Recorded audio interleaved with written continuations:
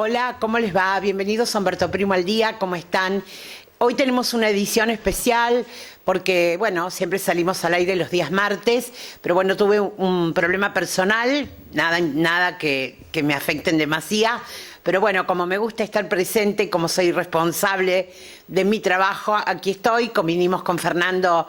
Como los miércoles no hay programación local, hacerlo el miércoles en el mismo horario. Aquí estamos a las 12 y repetición a las 20. Vamos a comenzar el noticiero con una nota que le hicimos a Fabián Maero, psicólogo, humbertino, hace más de 15 años que está radicado en la ciudad de Buenos Aires. Y a mí me pareció interesante hablar con él acerca de salud mental. En realidad quería enfocar la nota sobre la salud mental en general, el tema de la depresión, el tema de todo lo que se vive y de lo que hoy sí podemos hablar, que la gente se anima. Porque bueno, años atrás hablar de salud mental, hablar de depresión, hablar de la necesidad de hacer terapia o de concurrir a un psiquiatra, la gente todavía lo siguen pensando, por supuesto. No, hay personas que no avanzan, que no evolucionan, hablaban como que las personas eran locas. Considero, y es una opinión personal, que todos deberíamos hacer terapia, porque quien más, quien menos, tiene temas para resolver en su vida. Y lo más importante es encontrar un terapeuta que nos ayude, porque el terapeuta no cura, sino que nos da las herramientas para nosotros ponerlas en práctica y para cambiar nuestra situación.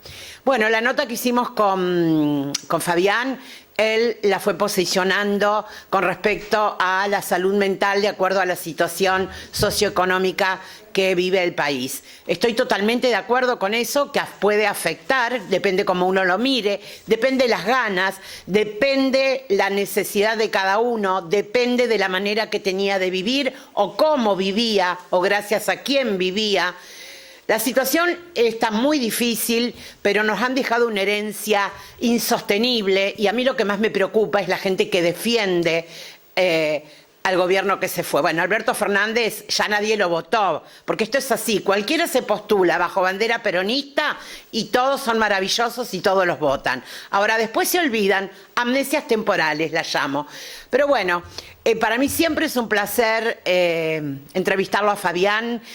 Tiene un crecimiento profesional impresionante, autor de libros, da cátedras y asiste a congresos como orador en Argentina, en Latinoamérica, en Europa. Así que bueno, me quedó muchísimo por preguntar, muchísimo para conversar. Es una nota extensa de más de 40 minutos, pero para aprovechar. Y algo que quiero destacar, que hace pocos días también fue el día para prevenir los suicidios, es eso, ¿no? Es prestar atención también al entorno familiar, porque la persona que tiene intenciones de suicidarse no lo manifiesta. El que avisa que se va a suicidar es muy raro que lo haga. Pero bueno, todo va de la mano y todo forma parte de la salud mental de la cual tenemos que bregar o por la que tenemos que bregar, porque sin una buena salud mental en la vida nada es fácil, nada es llevadero, no se puede triunfar, no se puede transitar. Y creo que lo más importante es prestar atención el entorno, prestar atención a determinadas conductas, a determinadas situaciones. Compartimos con ustedes la nota con Fabián Maero, psicólogo humbertino. Fabi, ¿cómo estás? Pero muy Bienvenido nuevamente al estudio, así.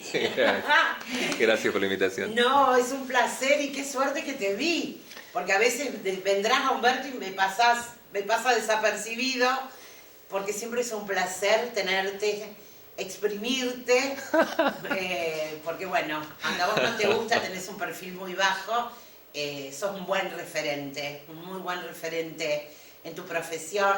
¿Cómo va la vida? Lo cual habla muy mal del estado de la profesión. Si uno es el referente, No, imagínate bueno, cómo están las cosas. Tenés esa acidez, ese humor ácido, me encanta. ¿Cómo va la vida? Va. Sí, ¿no? Es toda una pregunta. Digo, si pensás el estado del mundo en general, el estado del país en particular, Bueno, pero no hay de qué quejarse en tanto uno pueda llegar al día de mañana. Estamos muy bien nosotros, hay gente que la está pasando muy mal. La verdad que sí. Y La no verdad está, que y no está nuestro alcance, sí, poder solucionarlo. Pero bueno, en esta época de tantas crisis, de una crisis global, podemos decir, en diferentes aspectos, el psicólogo es un referente y es una gran ayuda, ¿no? Es una necesidad hoy. Sí, sí. En un sentido, sí, estaría de acuerdo con eso. Un poco injustamente. Un poco injustamente, creo, en cierto sentido. Porque, digo, quizás has estado viendo un poco en redes y en las noticias como esto de la cuestión de epidemia de problemas de salud mental. ¿Has escuchado como algo de esto?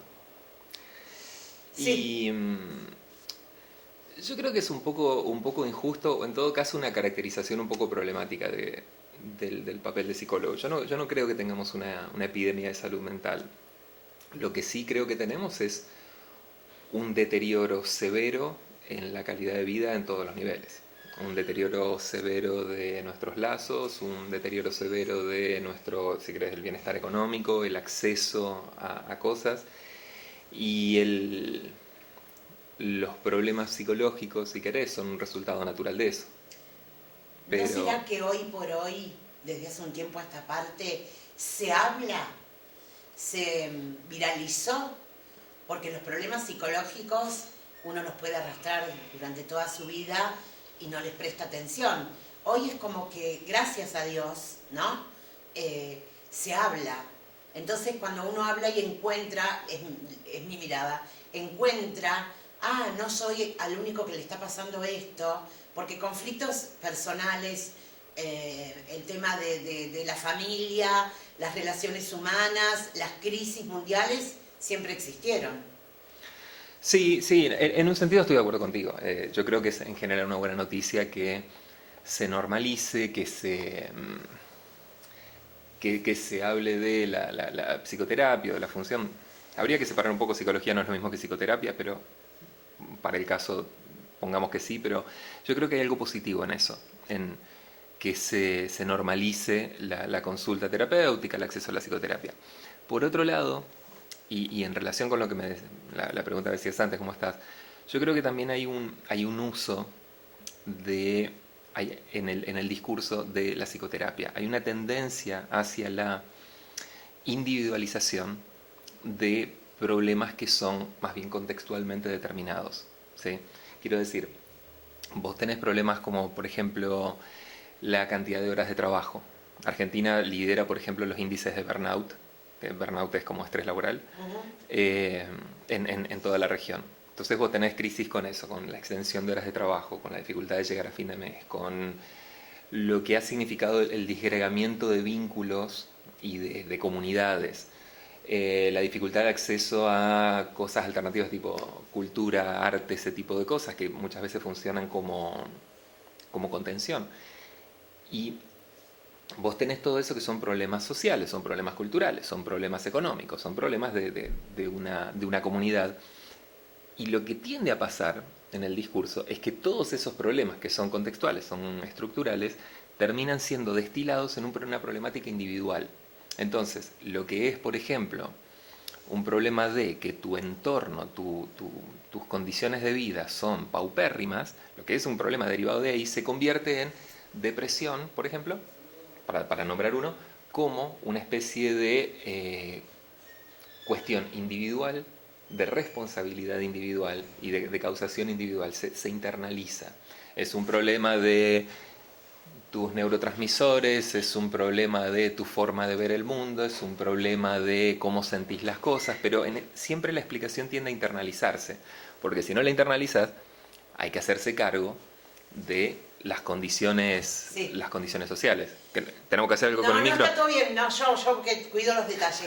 Ahora, entiendo lo que vos querés decir, es decir, pero a mí me parece, siempre hablo de lo que entiendo, que cada uno lo manifiesta de una manera diferente. El estrés laboral, sí, vos lo decís, es masivo, Sí, pero bueno, a mucha gente lo destruye. sí, La soledad, sí, estamos en una sociedad en la cual todos somos felices para las redes sociales, sí, claro. ¿no? Pero bueno, la soledad, hay gente que no la soporta y A lo que voy yo es a esto, a que hoy lo hablamos.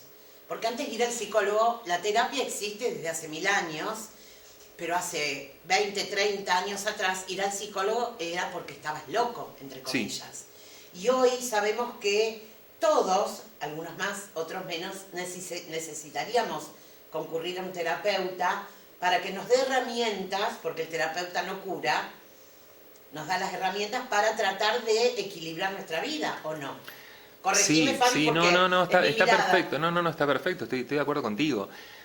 Hay algo que dijiste que es algo bueno que lo hablamos. Ahora, el asunto es cómo lo hablamos, en qué términos, cómo lo entendemos. Porque por un lado hay una cuestión de responsabilidad individual, si querés, en el sentido de, y es tu vida, tenés que llevarlo adelante.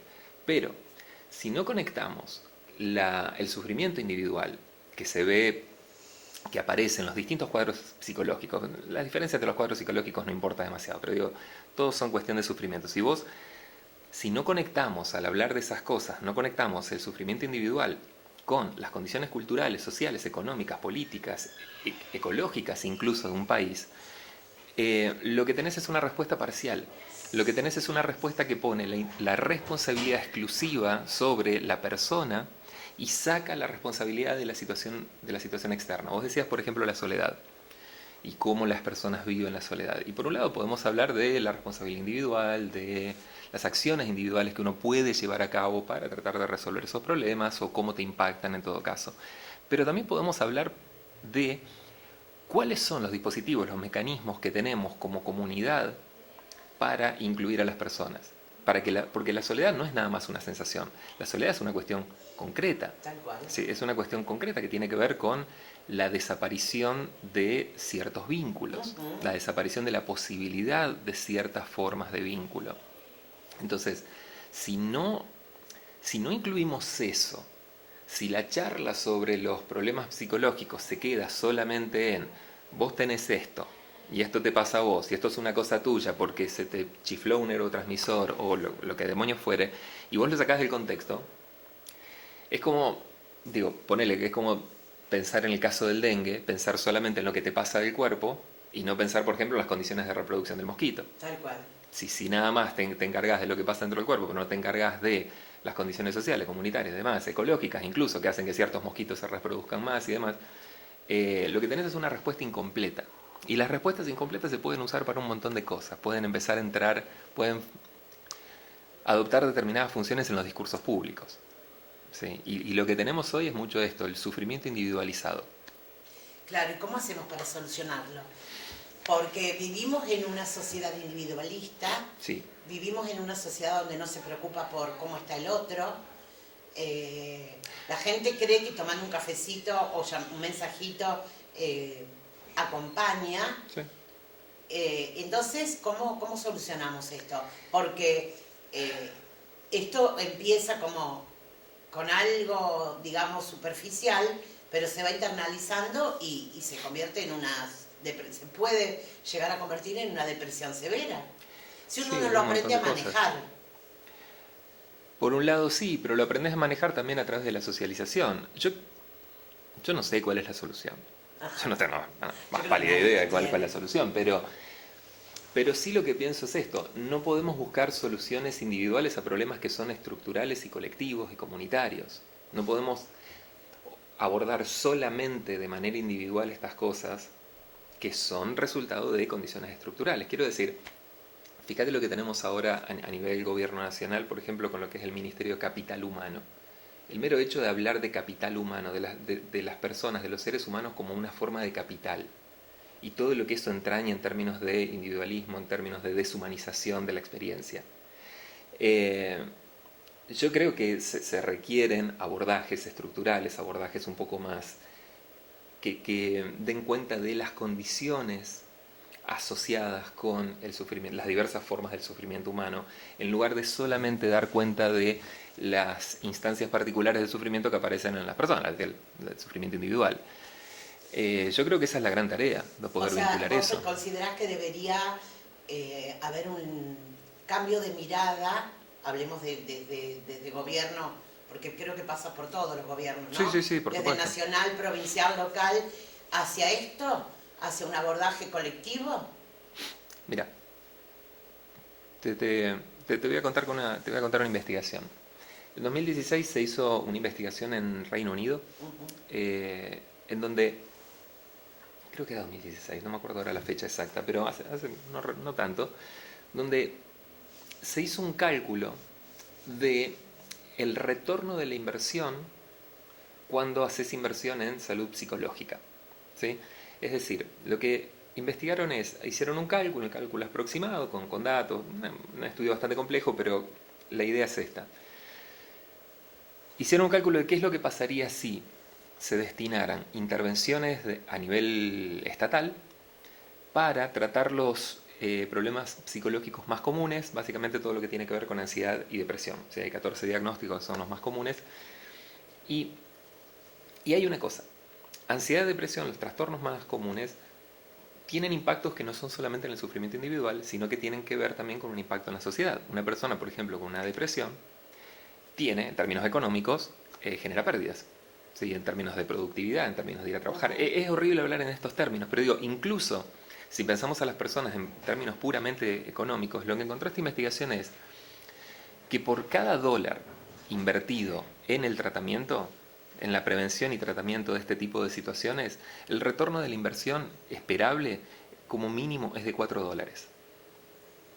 O sea, pensá en el tipo de inversión que te estoy ofreciendo a nivel país. $1 invertido son $4 de retorno. $4 que tienen que ver con, por un lado, aumento de la productividad, por otro lado, tiene que ver con la reducción del consumo de servicios de salud, porque las personas con depresión y ansiedad tienden a sobreconsumir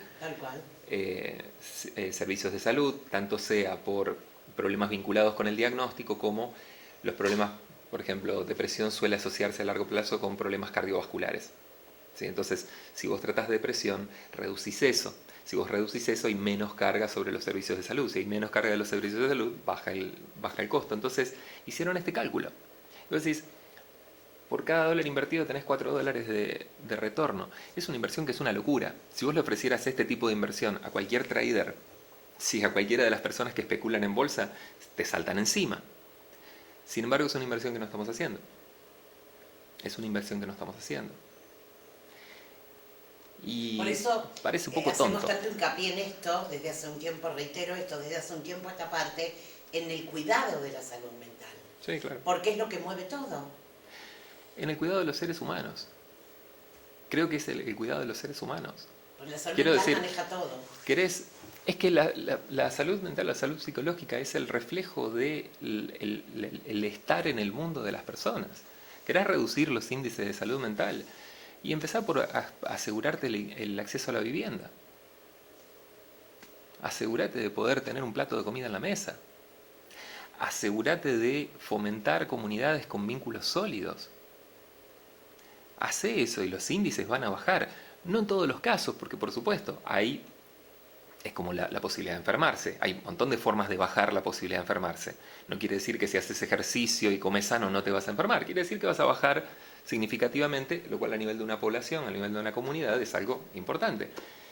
Hay que empezar por ahí. Pero todo el foco se pone en pensar positivo, sentite bien. Ah, no, sí, bueno. No te sientas de esta manera, sentite de otra forma. Como negocio. Sí, pero aparte la prescripción de perspectivas, esta tontera de pensar que la depresión tiene que ver con que la persona es muy negativa. La persona es muy negativa porque viene de una historia. La persona es muy negativa porque viene de una historia. Lo que pasa es que uno a veces generalmente no ve la historia de las personas. Sí, no sabe. Solamente ve esto, lo que se presenta, pero no sabes de dónde vengo. Entonces la solución es pensar positivo, ponerle onda, no pienses en negativo, estate feliz, hacete rutinas de skincare, de autocuidado, qué sé yo. Y sí, algunas de esas cosas pueden ser paliativos, pero sin resolver las condiciones estructurales que contribuyen al desarrollo de estas problemáticas, estamos haciendo cosmética. Insisto, yo creo que no. Tanto a los dirigentes políticos, porque esto viene de años, les cuesta entender. Hay tantas cosas fuera de la salud mental que uno como ciudadano lee y abre, digamos, la mirada para todos lados, desde todas las ideologías y de todas las opiniones, tantas cosas que fuesen tan sencillas de solucionar y con una mirada más práctica y para todos, ¿por qué les cuesta tanto a los dirigentes? Parecería que no son seres humanos. Yo no creo en absoluto que les cueste entender esto. Esto no es algo difícil de entender. Digo, me estás entendiendo vos y te lo acabo de explicar. ¿Y por qué no lo ponen en práctica? Porque hay intereses. Porque hacer esto, por pero ejemplo... los intereses dejan de lado a los seres humanos. Sí, claro. Pero bueno, esta es la cuestión. Esta es la situación a la cual estamos lidiando, con la cual estamos lidiando hoy. Hoy tenemos... Hablamos de hoy desde hace unos cuantos años. Sí, por supuesto. Esto no es ahora. Yo creo que... Lo que tenés acá es intereses de grandes corporaciones, intereses de gente con la manija, que no está muy a favor de que pasen este tipo de cosas. Que este tipo de cosas estaban. Nosotros teníamos un sistema de salud estatal bastante sólido, que se ha ido cayendo al mismo tiempo que, por ejemplo, que crece lo que es la medicina privada. Y los dos movimientos van en paralelo y tienen una historia que puede rastrearse en paralelo. Sí, la privatización de la salud que empieza a suceder a partir del 90, sobre todo, viene de antes, pero sí, que empieza a verse sobre todo ahí con las políticas neoliberales, que uno empieza a ver esto. El usuario de salud visto como un cliente. Cosa que es un poco problemática si vos lo pensás cuando hablamos de salud, porque bueno, en un cliente... País agradezcamos que tenemos salud pública, que no existe. Por ahora. Sí, bueno, por ahora no existe. Sí, vamos a cualquier parte del mundo y la salud pública no existe en la mayoría de los lugares. Entonces, y que cada vez, a raíz de la crisis económica que venimos sufriendo, cada vez está más explotada y cada vez las necesidades son mayores y cada vez la atención es deficiente porque no pueden abarcar... Sí, no hay un peso. No hay un peso. Yo doy clases en hospitales, yo cada tanto voy a dar clases en hospitales, a los servicios a las residencias de salud mental de los hospitales de Buenos Aires, que es donde vivo. ¿Y dónde está el eje? Ahí está. Estás en una cátedra, en un hospital público. Entonces, ¿qué es lo que manifiestan? Porque no hay nada más claro que palpar el día a día y estar en contacto con la persona. Me temo que no entiendo tu pregunta. Claro, vos me decís, doy clases... Doy clases como invitado, yo no soy parte estable de... Pero vos palpás la realidad. Porque es tan fácil predicar sin tocar, sin palpar, sin sentir. Sí, claro. Que yo creo que detrás de un escritorio nadie puede hacer nada. Buenos Aires sabemos que es, para los que vivimos en el interior y sobre todo en un pueblo, es otro mundo, ¿no? Donde... La gente cree que mucha gente del interior va a la capital, a Buenos Aires, pensando que tiene la solución a su vida y no es así. Y hoy me imagino lo que se ve en el día a día en un hospital público. Yo creo que Buenos Aires lo que ofrece hace unos 15 años que vivo en Buenos Aires. Buenos Aires lo que tiene es en cierto sentido como el centro nervioso del país. Las cosas pasan primero y más fuerte ahí, y luego llegan más demoradas, pero llegan al resto del país. Tenemos un país que sigue siendo un país unitario, en muchos sentidos sigue siendo un país unitario, no hemos podido resolver eso todavía, ¿no? Pero lo que se ve en Buenos Aires es bastante dramático. Vos tenés, por un lado, la disparidad de zonas. Digo, vas a Recoleta, Palermo, y tenés una realidad muy distinta que si te vas, para Constitución, o te vas para la zona del Borda. La cantidad de gente... dividido también. Ni hablar, la cantidad de gente viviendo en la calle ha aumentado exponencialmente, especialmente en los últimos meses. La cantidad de personas que están viviendo en la calle ha aumentado muchísimo. La pobreza en general ha aumentado muchísimo. Y esto pega. Todo esto pega. Y es algo que no se puede resolver individualmente. No se puede resolver de una forma de hacerte cargo vos. Uno tiene que hacerse cargo, porque después de todo es la propia vida. Pero no funciona así. Hay algunas cosas que no funcionan así. Y vos como terapeuta, de manera atendiendo a tus pacientes, la diversidad de mensajes o de motivos por los cuales concurren al consultorio en esta época de tantos vaivenes Porque convengamos que la gente que concurre a un psicólogo, ya sea en un hospital público o en su consultorio privado, es de una clase media alta. Es muy poca, Sí. conozco gente que hasta aquí mismo en Humberto Primo tenemos un gabinete en el SAMCO, gente, por lo general veo muchos chicos que me alegra, pero bueno, son los menos. De todos modos, una cosa es la consulta privada y otra cosa son los actores públicos de salud. Eh, la consulta privada sí es para clase media alta. Se ha convertido cada vez en algo más difícil de acceder. La consulta pública, los efectores públicos siguen funcionando y siguen funcionando bien, pero a tope de capacidad todo el tiempo. Los servicios de las residencias de salud mental, los servicios de psiquiatría y salud mental de los hospitales pero están funcionando a tope de capacidad todo el tiempo. Básicamente porque no hay gente, no hay recursos. La última clase que di en Buenos Aires para un hospital fue al Borda, que es siempre una alegría ir. Es un referente de salud mental en Buenos Aires. En el mundo. Las cosas que hacen, que han salido del Borda, las cosas que se hacen ahí, es una referencia por fuera de simplemente Buenos Aires, un hospital muy antiguo.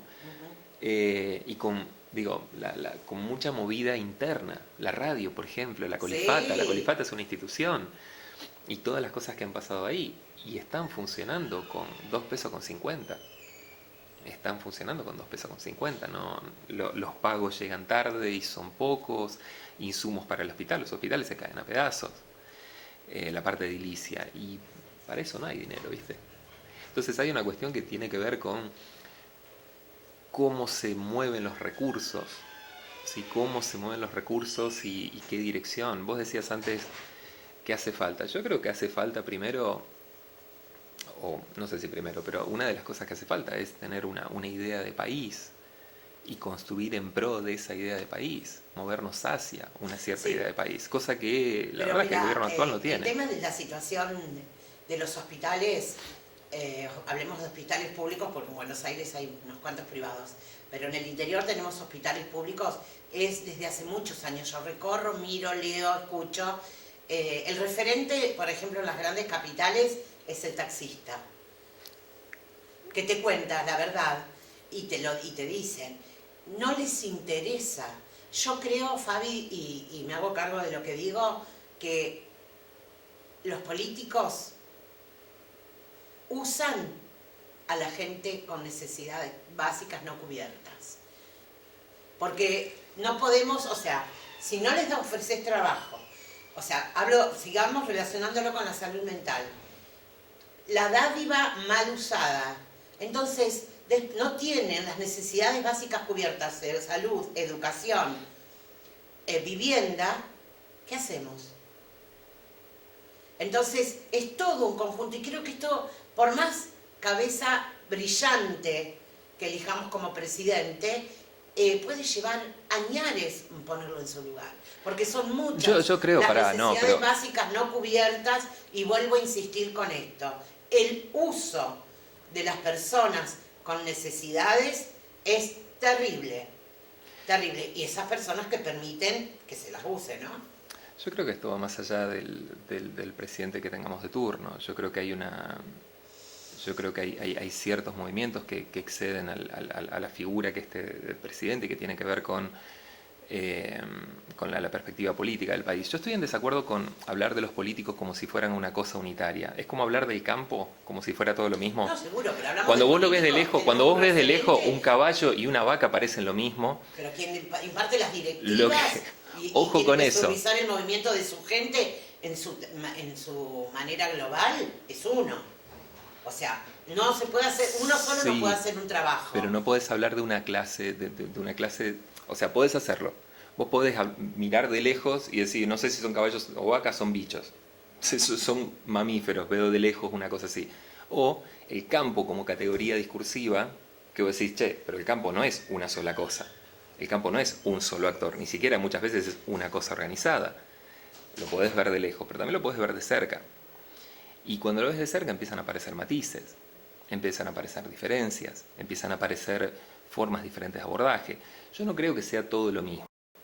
Yo no creo que sea todo lo mismo, pero sí creo que lo que ha privilegiado en una buena parte de la política, del gobierno, en los últimos 30, 40 años, si querés, ha sido un proceso, ha llevado a un proceso de deterioro de nuestros sistemas de salud, en todas sus versiones, nuestra educación, nuestra cultura, nuestra ciencia, que en muchos sentidos está alcanzando su culminación ahora, en el sentido de ha caído. Todo lo que es ciencia en Argentina está a riesgo, con un riesgo muy cercano de desaparecer. Hay becas y cosas, desarrollo. Tenemos un reactor que está así de ser abierto, un reactor nuclear, y lo pararon. Así faltaba. Un reactor de avanzada, y se paró. Entonces ahora vamos a tener problemas de energía. Y digo, pasa siempre esto. Yo creo que necesitamos un enfoque un poco mejor. Yo creo que necesitamos un enfoque un poco mejor y un enfoque que no ponga el énfasis en responsabilidades individuales solamente, sino que tenga una mirada un poco más estructural, un poco más sistémica, decir, che, bueno, ¿qué tipo de país queremos? Y construir hacia ese país. Porque la idea del gobierno actual no es esa, es destruir, de hecho lo dice Milei, o sea, yo soy el topo que viene a destruir el Estado. Y lo dijo la otra vez en frente de los empresarios, vengo a achicar el Estado para agrandarles los bolsillos a ustedes. Dijo eso, y el asunto es, el Estado es nuestra salud, el Estado es nuestra educación. Yo me formé en una escuela primaria pública, en una escuela secundaria, la de acá, que es semipública, y la universidad pública. Doy clases de universidad pública, y cerrar esas cosas, como cerrar el Estado, es cerrar esas cosas, que es lo que está pasando de hecho con la educación superior. ¿Sí? Las universidades que no están teniendo fondos para funcionamiento. Viste, hace un tiempo pasaba en medicina, estaban sin fondos para la luz. Sí. No podían prender las luces, yo paso por ahí todo el tiempo. Y nada de esto tiene visos de mejorar. Entonces, si el Estado, ¿qué es eso? Que tenemos esas cosas, esas puertas, y el Estado se cae, ¿qué queda? Siempre tenés que pensar esto, cuando sacás de un lugar, ¿quién se beneficia? No, siempre en un gobierno hay quienes se benefician y se perjudican. Ninguna política es equilibrada. Ninguna política beneficia a todas las aristas. No. La mayoría de los gobiernos, no conozco un gobierno que sea perfecto, no, lo perfecto no existe. No, pero no. Estamos viviendo una crisis socioeconómica impresionante y creo que es de arrastre. Sí. Pero bueno, si uno trato de informarme desde distintas aristas, para después formarme una opinión personal, se dice que el gasto era impresionante, y están los documentos que lo avalan. No está en mí opinar sobre esto porque me ha costado demasiados enemigos, Fabián. Mi sinceridad no gusta, lo dije cuando finalicé. No, pero está bien lo que decís. Pero vos decís esto, vos decís, necesitas políticas, porque las políticas terminan beneficiando, nunca son completamente simétricas. Tal cual. Y este es el problema, esta es la cuestión. Yo creo que en un punto se necesita también cierta idea de diálogo y conversación que está completamente cerrada, porque justamente la idea de tener una democracia es poder juntar a los distintos actores, porque la cosa es nuestra. Sí, pero el problema entonces es juntar a los distintos actores. Y hablando de salud mental, cada uno tira para su, no me sale el dicho que quiero decir, lleva harina para su costal, ¿sí? Agua para su propio molino. Esa era, bueno. Entonces, ¿qué pasa? Yo quiero esto de esta manera y yo quiero otro. Se olvidan del pueblo. Sí, se claro. olvidan de la persona que, sea quien fuera el presidente, tiene que gobernar para todos. Y así estamos, y transformamos la charla psicológica en una charla política, pero es un todo, y creo que todo conlleva tener una salud mental equilibrada. Es que creo que no puedes separar. Yo creo que si volvemos al principio de la conversación, hablemos de salud mental. Yo prefiero hablar de salud psicológica, pero da lo mismo. Si vas a hablar de salud mental, hay que hablar del contexto. Porque, para decírtelo de una forma, si vos tenés una planta, si vos tenés una florcita en tu cantero, ¿sí? Y la florcita está marchita, lo que haces es fijarte en las condiciones de la planta. Lo que haces es fijarte en cómo está plantada, cómo está el suelo, qué tanto la estás regando, cómo le da el sol, qué pasa con Sí, el el viento. contexto. Mirás el contexto, no mirás adentro. Y el problema con la mirada individual de la salud mental es que pone toda la cosa en la florcita, toda la cosa en la planta, pone todo el peso de las intervenciones y la responsabilidad en la planta y no mira al alrededor. Y la verdad es, viviendo en el lugar que vivimos, que muchos vivimos de cultivar cosas, las cosas no funcionan así. Tenés que mirar alrededor, tenés que mirar las condiciones, tenés que mirar el contexto, en este caso es el contexto humano. Vos te hice una pregunta antes con respecto a lo que se palpa en la, en la medicina pública, en salud pública, y te pregunté esto. ¿Vos considerás que la gente que recurre al tratamiento psicológico, a la consulta psicológica o de un terapeuta en la salud pública es diferente o se anima o siente, porque hablamos de clases sociales y socioculturales, se anima, van del terapeuta o lo viven de otra manera, la gente de menos recursos? Eh, yo creo que lo que pasa es que cambia la gravedad de las cosas, cambia la gravedad de los problemas O con el los que lidias. consumismo lleva a la clase social media alta a la falta material y se... Está difícil ahora hablar de consumismo, no hay mucha gente que esté haciendo consumismo, no hay plata. La gente consume igual. La gente Consume mucho menos. Ha bajado, fíjate sí, cómo bueno, ha bajado los depende índices de del consumo. entorno. No, La pero los gente con índices de tal de consumo. seguir teniendo el estatus socioeconómico se endeuda. El que puede, el que puede, el que puede. Pero digo, que consumismo tenemos una baja de 40% en el consumo de Sí, medicamentos. sí. Pero sí, bueno. O sea, sí, el que puede todavía sigue haciéndolo, por supuesto. Está la cuestión de la ostentación, ni hablar. Eh, pero está difícil el consumismo hoy. Hay que buscar otras formas de validación externa porque están caras las cosas. Pero yo creo que en algún aspecto nos beneficia, porque ese materialismo, ahí tenemos, viste, que son diferentes miradas de la sociedad, Sí, ¿no? sí. No, no somos consumistas porque no podemos, no porque no Sí, queremos, sino pero yo porque me no refiero tenemos a guita. la vida consumista, son aprendizajes. Sí, claro. Y yo fui en una época consumista extrema. Gracias a Dios uno crece, evoluciona y aprende que no se puede vivir de apariencias y que la vida pasa por otro lado. Tiene que ver tiene que ver, hay ciertas éticas, si querés, Tal o cual. ciertas culturas que te marcan cuáles son las fuentes de satisfacción en tu vida. Y eso es una cuestión también culturalmente determinada, ¿sí? Como cuál es el signo de una buena vida. Y la verdad es que nosotros hemos tenido, y cuando digo nosotros digo las personas que vivimos aquí, que compartimos un destino común en esta tierra, nosotros hemos tenido un tipo de cultura que en general no ha sido una cultura hiperconsumista. Sí, la tradición, si vos pensás en la tradición española, la tradición italiana, no son tradiciones hiperconsumistas. Pensá en 4 generaciones No, sí, atrás. obviamente. No son tradiciones hiperconsumistas. Las Sobre tradiciones todo la hiperconsumistas son sobre todo las anglosajonas.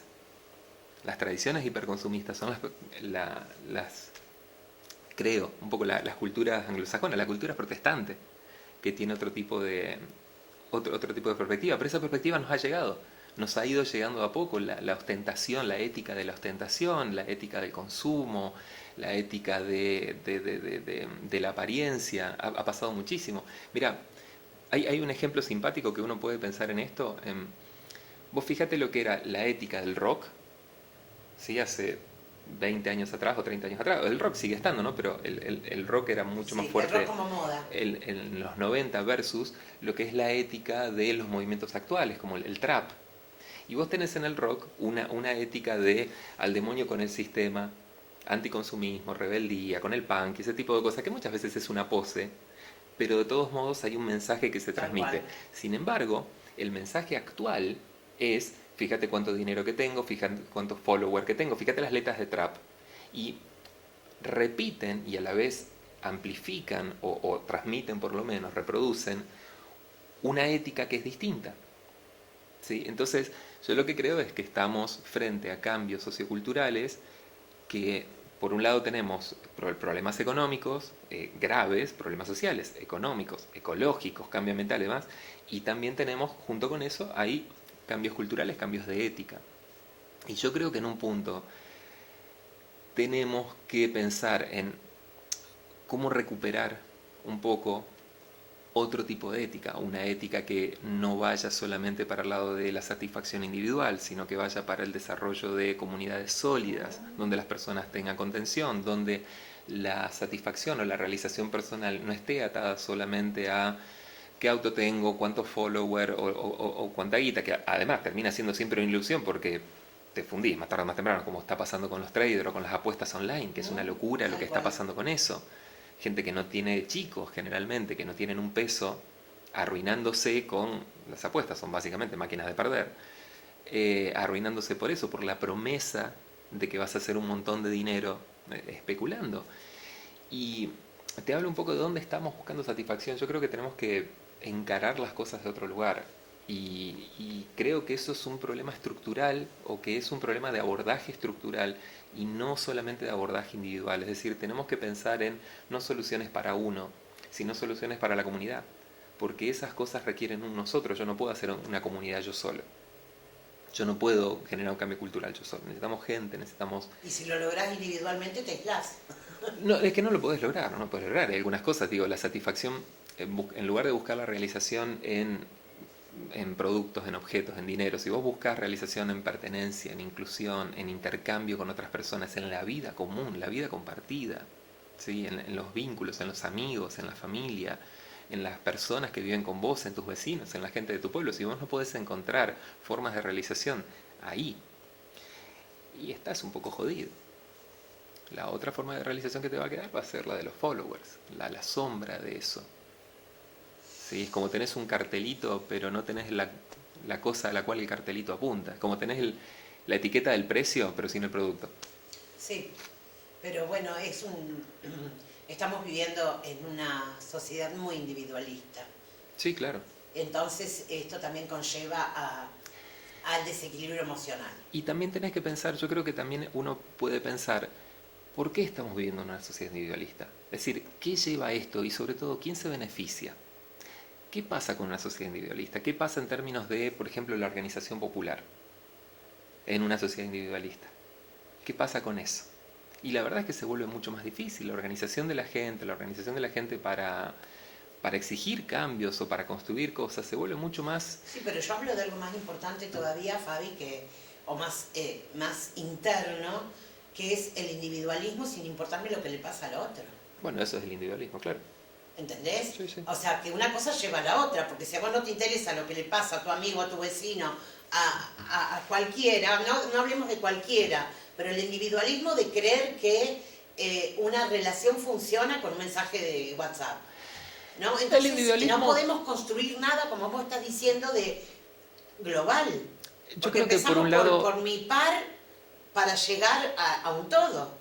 Yo creo que por un lado está ese individualismo completamente, y creo que hay otra forma que es un poco más perniciosa de eso, pero es un poco más subterránea, que es el tribalismo. Que el tribalismo es, me preocupo por las personas que conozco. O sea, me preocupo por las personas con las cuales tengo vínculos inmediatos. Es que eso está también. Me preocupo por cierto grupo de personas, me preocupo por mi familia, bueno, mientras vos estés bien, mientras mis amigos estén bien, mientras mis vecinos estén bien, los que yo tengo alrededor estén bien, el resto me nefrega. Y el problema es que los desafíos que enfrentamos hoy son más amplios que eso. Digo, el cambio climático, por ejemplo, está afectando acá. La sequía, las dificultades, las temperaturas, las tormentas, todo eso está afectando acá. Pero eso no es algo que vos puedas resolver dentro de esta comunidad. Y uno puede decir, bueno, yo me quedo con la gente de acá, la gente de Humberto, la gente del pueblo, y está perfecto. Pero hay cosas que te pegan que no se pueden resolver desde acá. No puedes resolverlo con tú, y te van a afectar. Bueno, pero todo pasa por educación. O sea, el cambio climático... Y la educación también es una cosa que no se puede resolver a nivel tribal. Bueno, pero con las cosas más sencillas, hablando de cambio climático, las consecuencias que te están viendo hoy se arrastran desde hace muchísimos años. Hace más de 100 años. Bueno, y entonces, ¿qué pasa? No hay concientización del cuidado del planeta, con detalles ínfimos. Los científicos vienen diciendo esto desde principios de 1900. Desde principios de 1900 se viene diciendo, che, la industrialización está generando un cambio en las condiciones climáticas. Hasta hace 10 años, de hecho, nuestro gobierno actual niega el cambio climático.